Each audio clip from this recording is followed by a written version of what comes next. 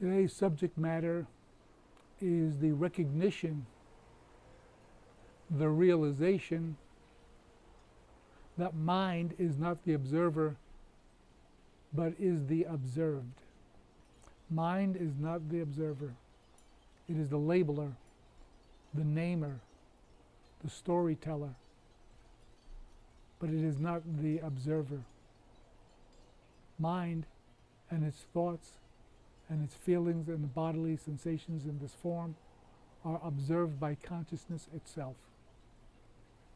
I was confused initially about this because observing and labeling seemed to happen so quickly, so seamlessly, that I took them to be one and the same, that observing and labeling were the same, and that labeling was observing.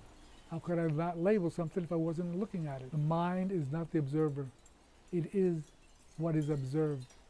Consciousness is the observer. Formless consciousness. And this is something that you can experience for yourself. I am not really inviting you to think in new ways or to enter into some kind of a intellectual debate about what is observing, what isn't observing, what's labeling and all of that.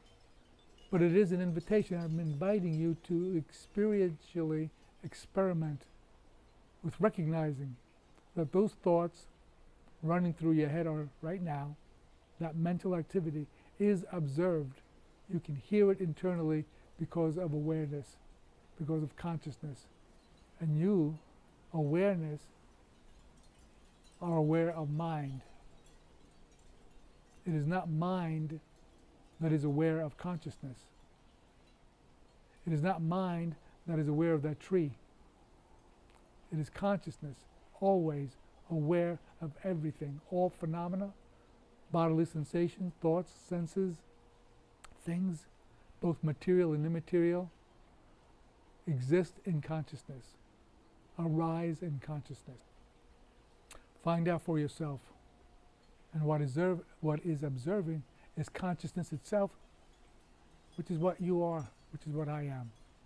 And it's a kind of experiential recognition that what I see through my eyes, through here, through this personality, the mind-created sense of me, feels like I am observing that tree, that boat, that water basin, that shrub, that house, those clouds, that sky, those birds. But it is not me observing. I am observed.